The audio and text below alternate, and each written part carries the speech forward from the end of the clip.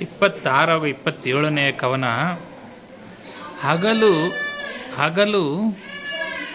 ಕೈದೀವಿಗೆಯ ಬಿರುದಿನ ವಿಗಡನಿವನಾರೆನಲು ಭೂಪಾಲಿಗಳ ರತ್ನ ಪ್ರತಿಭೆಯ ಲಹರಿಯ ಲಾವಣಿಗೆ ಮಿಗಿಲು ಜಗಜಿಪ ತನು ರುಚಿಯ ಮಿಂಚಿನ ಮಿಗುವ ಕಾಡ್ಗಿಚ್ಚಿನಿವ ತಲೆ ಎತ್ತುಗಳ ಚಾವಡಿಯೊಳಗೆ ಕೌರವ ರಾಯನು ಇಂತೆಂದ.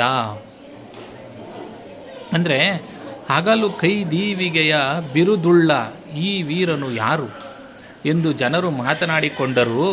ಸುತ್ತಲೂ ಬರುತ್ತಿದ್ದ ರಾಜರು ಅಲಂಕರಿಸಿಕೊಂಡಿದ್ದ ರತ್ನಗಳ ಕಾಂತಿಯನ್ನು ಮೀರಿಸುವ ದೇಹ ಕಾಂತಿಯನ್ನು ಮಿಂಚನ್ನು ಮೀರಿಸುವ ಖಡ್ಗದ ಕಾಂತಿಯನ್ನು ತೋರಿಸುತ್ತಾ ದುರ್ಯೋಧನನು ಕಣಕ್ಕಿಳಿದನು.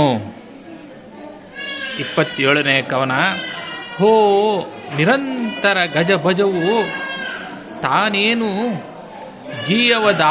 ಜೀಯವದಾರು ಚಿತ್ತವದಾನವೆಂದುದು ಸಾಲ ಕುಂಚಿಕಿ ನಿಖರ ಕೈ ನಗೆ ಹಿ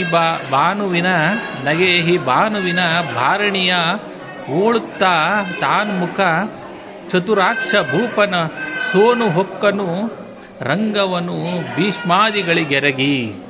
ಅಂದರೆ ಅವನು ಪರಿವಾರದ ಕಂಚುಕಿಗಳು ಹೋ ಇದೇನು ಸದ್ದು ಜೀಯ ಚಿತ್ತವಿಟ್ಟು ಕೇಳು ಎಂದು ಕೈಯೆತ್ತಿ ಘೋಷಿಸಿದನು. ಸೂರ್ಯನಂತೆ ಹೊಳೆಯುವ ಕಾಂತಿಯುತವಾದ ಮುಖವನ್ನು ಮೇಲಕ್ಕೆತ್ತಿ ಧೃತರಾಷ್ಟ್ರ ಸುತನಾದ ದುರ್ಯೋಧನನು ಭೀಷ್ಮನೇ ಮೊದಲಾದವರಿಗೆ ನಮಸ್ಕರಿಸಿ ರಂಗವನ್ನು ಪ್ರವೇಶಿಸಿದನು. ಧನ್ಯವಾದಗಳು.